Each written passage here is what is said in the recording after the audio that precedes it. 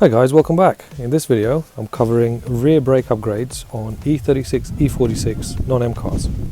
So this here is an E46 pre-facelift, not that it makes a difference as far as the brakes are concerned, 330 Ci, and I've already installed the front F-Series brake upgrade 340mm setup with the custom lines, custom Transporter T5 discs and 1.5mm washers behind the calipers, and that's all well and good.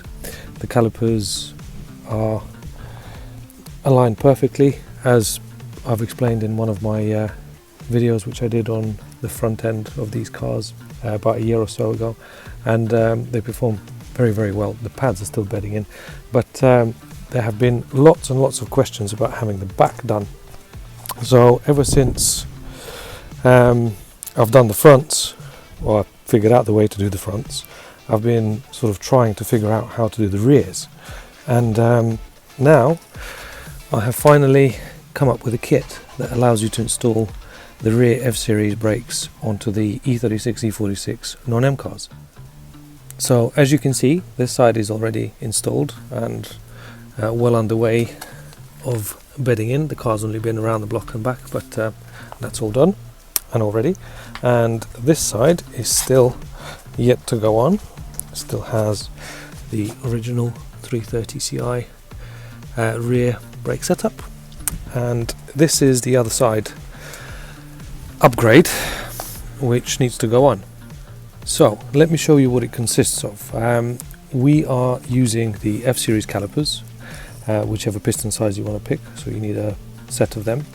I've also got a new fitting kit for the pads.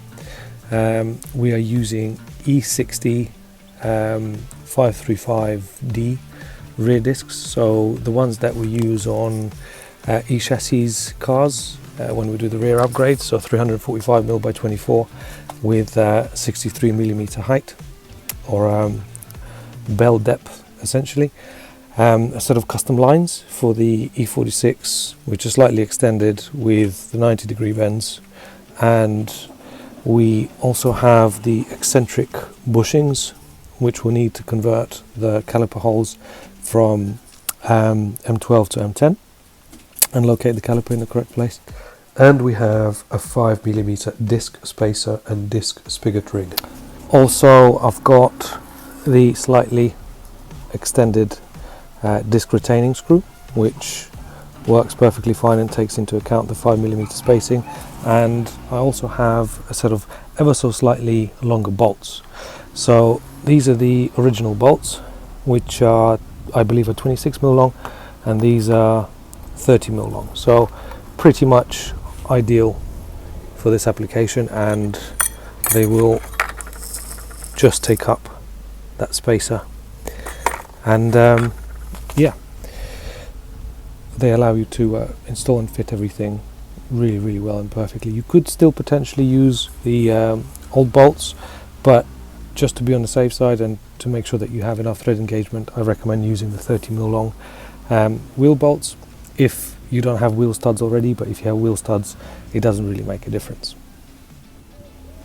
As far as modifying the actual car is concerned, the only thing you have to do is to remove a chunk of the dust shield or the backing plate, and it's only the area that protrudes sort of past the flat bit, so you still retain probably about 80% of the backing plate, but it's just the outer edge that needs to be removed. So I'll show you as I go along doing this side.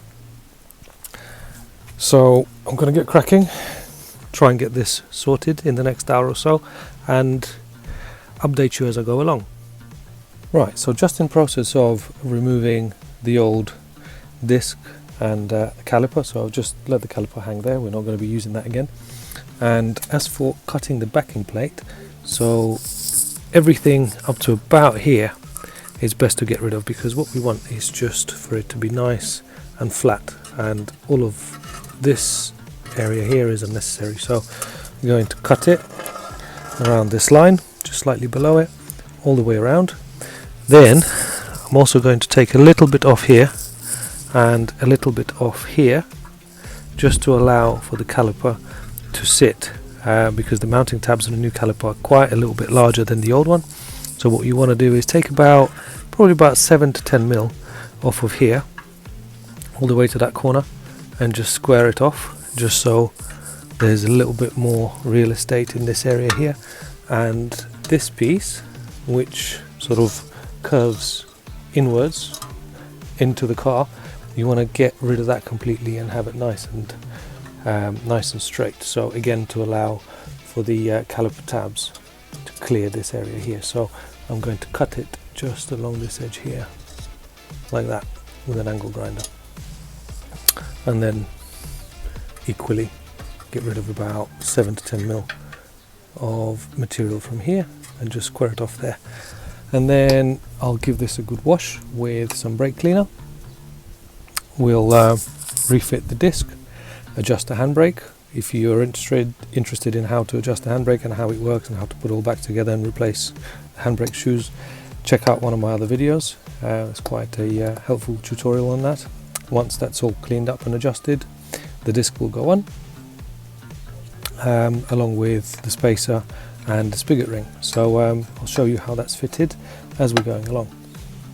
And this is what it should look like once it's cut. So we've gotten rid of the bit of the backing plate that was protruding outwards. We've gotten rid of these little corners here. So let's do a little burr there, so I might need to put a file on that just to make the edge nice and smooth. And we've also gotten rid of this section here that was sort of bowing outwards, and this should give me enough room for the caliper tabs to just slide in just here. As a matter of fact, I'll show you. So this still has the original caliper bushings, which I'm about to replace, but as you can see, the width of the tabs is quite substantial. So once they're up against here, that gives them enough room to slide in and locate in the correct place. So that's why we're modifying all these areas around the mounting points.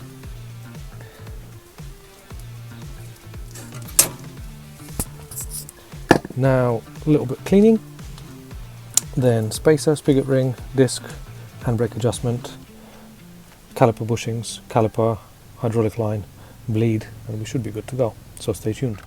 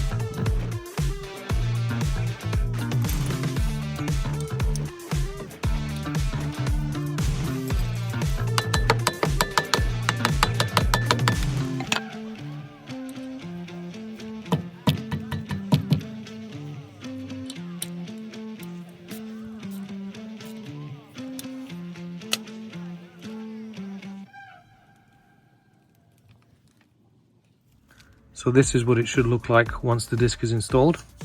You've got the spigot ring for the disc just there.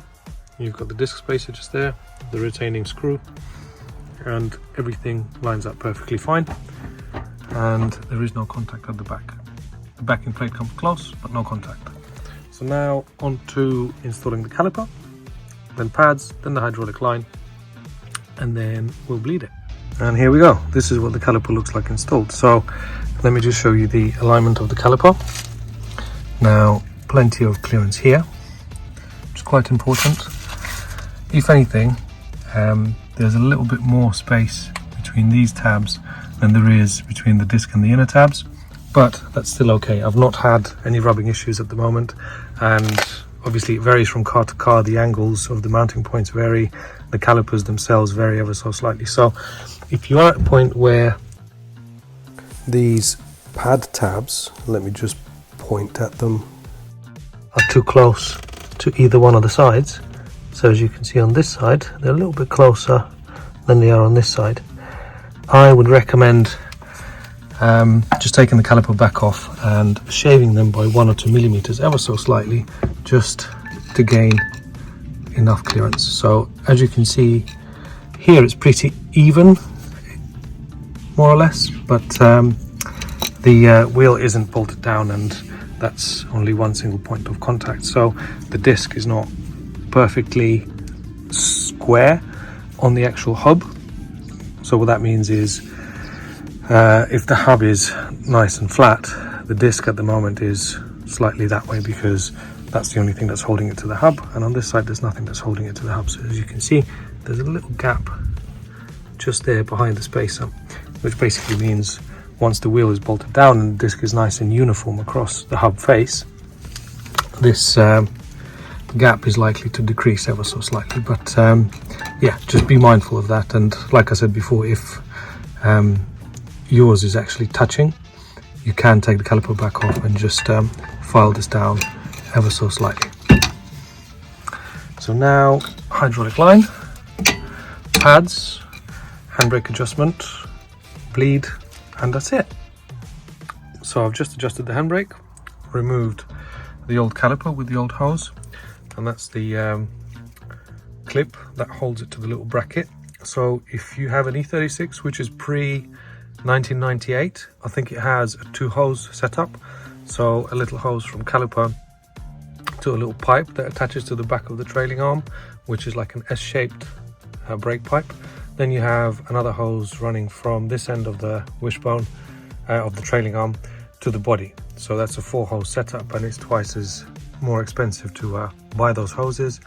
And it's also got 2 additional joints, and it's a really unnecessary and backwards way of doing brakes, in my opinion. So that's why from 98 onwards, and from E46 onwards, they went to a single hose running all the way from the caliper along the trailing arm onto the bracket on the body, and they used this retaining clip to basically secure the hose out of the way, just there to the clip. So what happens is this clip, as you remove it, deforms ever so slightly and it flattens, so then when you go to put it back on, it doesn't actually have any tension. So once you've taken it out, what you want to make sure that it's got a nice little bow, sort of like a rainbow shaped, ever so slightly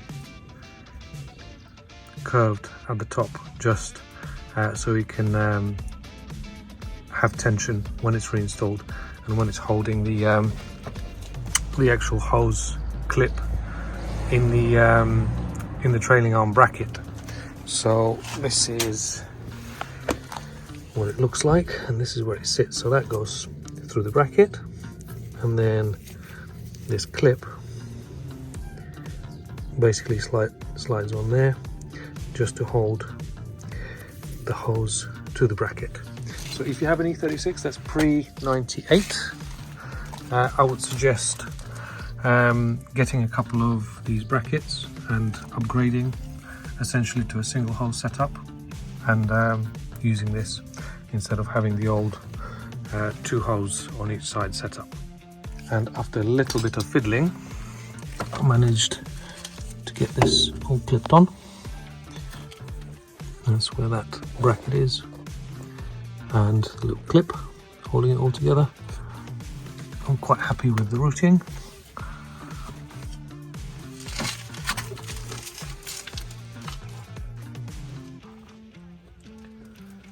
Just got to give it a wipe down. I've already bled the system, the handbrake's already been adjusted, and I can put it all back together. So if you need this kit, guys, I will have it available on my website within the next couple of days of when this video is released. Maybe it's already available by the time you're watching this. So it'll be disc spacer kit, so the spacer and the spigot ring, along with hoses, eccentric bushings for the caliper with the new hardware, the new retaining screws, which is slightly longer than the original one, along with all the part numbers of all the discs that you need. And you could also buy everything separately, so spigot rings, spacers, or anything that I mentioned before.